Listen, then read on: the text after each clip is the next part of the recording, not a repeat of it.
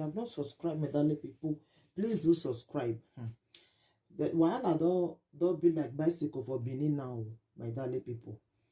This video when I want to do, so one of my followers, I said that for me, one recording.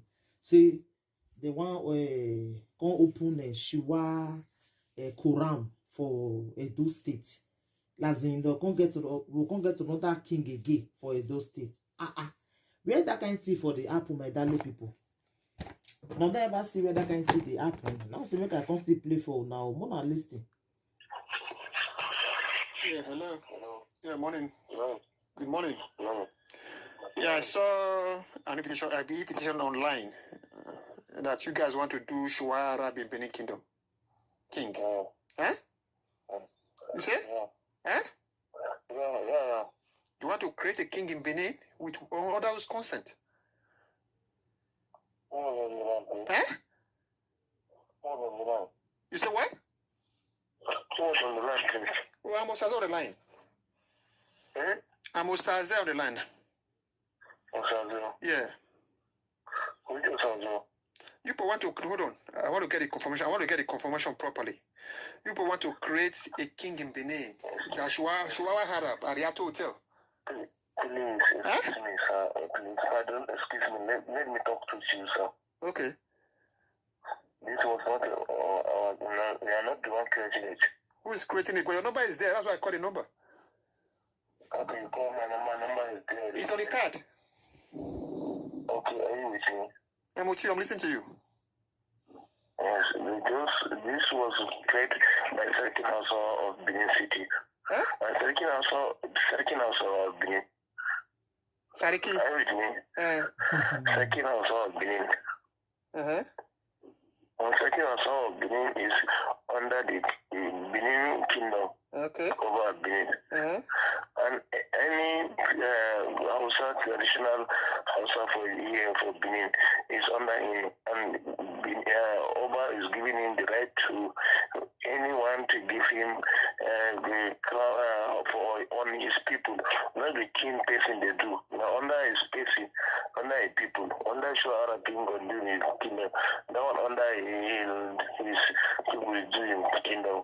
Okay, no problem.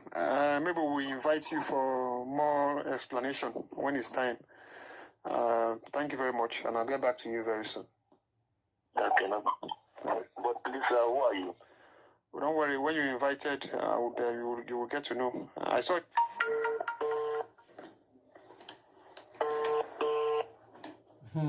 Where that kind of thing for the apple, my darling people?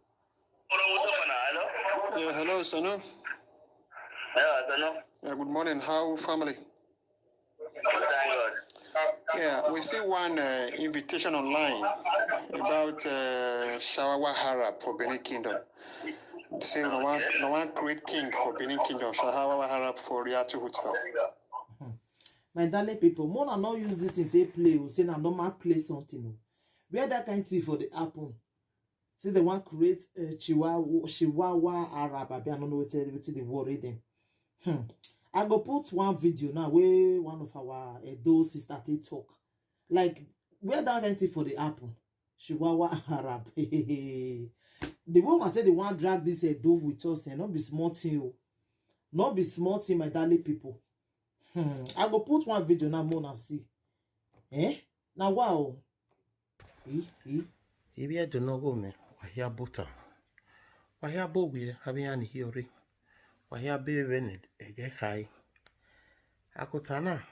Imie voice messages so. Ina be me card. Oge na ibi fulani we hayari ye. Ya haya moba. Oge ya ye edu.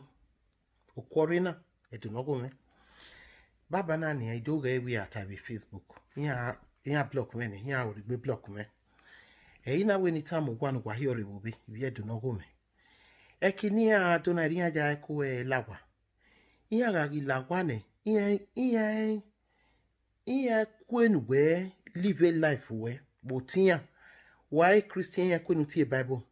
Botia. They will not kind Arabia do kawedo. Iya kwe no do gil o salobwa we. Ore bo. Ore church iya kwe na do botia. Iya comfortable bebo edo. Yana ibi ya hando mwe sultan yo. Iri ya like areas like Kogi and ya ati nokpai. Iya na remove oba no river. Iya na bi Fulani obas yo. Nini na give Muslim edene na. Edo now is threatened. If so when ya mage give me rock river. Oteme wagume tamuwa. Emi river. The religion is threatening the whole world. Edo is just a minute part of it. Iya ye we now. Omonoba nedu kwa polo ugato ugbege baba. Maybe no have only say he my mate Fulani fo. Baba ni baba egi ya mu we mi wo powe egi ya mu we mi wo edo egi ya mi ma we do runda o kini ya dona. Ya mo bagari okekegare yen we no acknowledge o zekpe ya o receive ya o have say. Ekeni meye be webo ni meye wana be UK. Everywhere no emeni ata amobori ya we mi. Iya no etin vian. Iya no etin tiae ya ze tiae ya boda mi hoi se manani mal keka. Ya fe iya na ekoye wewe la iya ya lagwa. Iya wanu asame ne won na ri aga ne ya tota. Eko ga voine all the time we gbenu mu na maje o ma conform with the religion yin. O mana we ni atai. Uhun ya gia. Adeso edoba ya give renania. Na we here amwe YouTube no really aheme na no la wo no go me gai. Emi no ke ne dogun aka na hin wa gege sunu ba deso edo. Ege ni me ya mi na nia e de hin aboane. Ipe de vake ni adu tu ge ni bedo. Edo ga gele me igbama.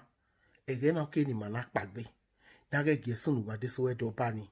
Egbo hin agbe. Eyin ana suena, yin ana ga wono na. Ekini ya hin adona. Ya gwi masimi edo. Ya gwi masimi edo. Ya ho eso tone. Ya sigara. Ya sa uchine. Edo gi nona adeso edo bawike. Adi ya ho na miewe. Emeni ya ta. Oke ya se. Edo wakpagbe bubi. Edo wakpagbe bubi. Edo is about to go. Adebani wa dame. Nda babanania. Ibi edeso eje mweme. We ya ma o we mi rokpari mi ne. Ifulani hiya una.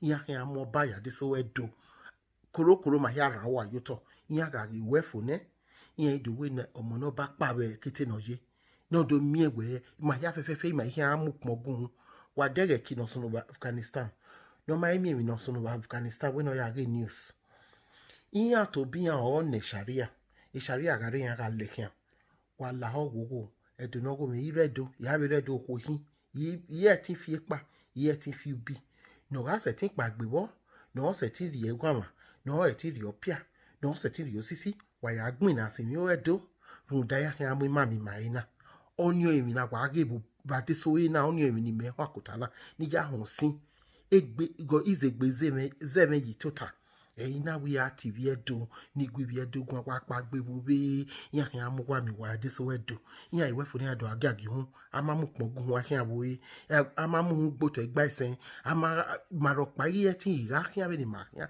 ba ki setting egbe agbon ni ma mena ogo fun mi gbo egbe oko me to mo ba ayi mo ya hu ma ba we kete nda ya ga iri oba rin ayo taga ri fien taga ifi uga ine omo no ba okpa ke kama me wa de so we do ba so gi mane nda uchi nia iyan oru ba ni wa uchi iyan oru ba ni o te sai so iyan mu no bune ati so we do ba yan gi na omo no ba ge ko no na baba ge ko no na wa kwe unwe wo mo no we bie igbo e die kete yan amohin yan awohin e mata no reme ina hi baba igun abi na mi egbi madege mata no reme mata no reme iwe ni rule ta mi bi edo no go me wa pagbe bobe ibi edo no go me wa pagbe bobe wa egi Hausa mu ma mi matima nda e okin asun na wa egi ahwo mo no ba we kete no ye edo mahin ma Igbo ma Hausa ma Yoruba when more than half of them Fulani Muslim yakin o deni ya like aga gbin ya ni ma leli adu eki na wa egin abo ba omo no ba ekete no ye wa gi ami ma ti ma unda ti ahin ami ma ina ya ho so edune ba hin ahin ona he u lucky no be money we no ri gba YouTube unda agbada ya mu ari ege ni ya ari uto ni ya ni anadu eki isotan ahin amu yedo ya ma mweji hobi ade sultan of Arab ya ma we sultan no kedoro sultan of Arab wa we se o ekinoso no we do na wa we irita esa kotana usa obo no yisagin Jesu no ho an ya vimale yekete ye to tekete so pan even no we do ma e also no be ehun tagbon na ya fefefe was America yan ga mo bomb yo 18 ni na me we yan me police no ma be dia e o egun yan no runda ba mi e krokro bi yan so yan wa ri agbada yan na afion wa hun bi wa de so in London yan we so yan my do if I say we yan ma dege are something serious, it's something very very serious. More time nibo coin ni me every time it's something very very serious. Osa oba no ji sagi Jesu no ho an gbogbo mi fa ga wa no ma be ji Jesu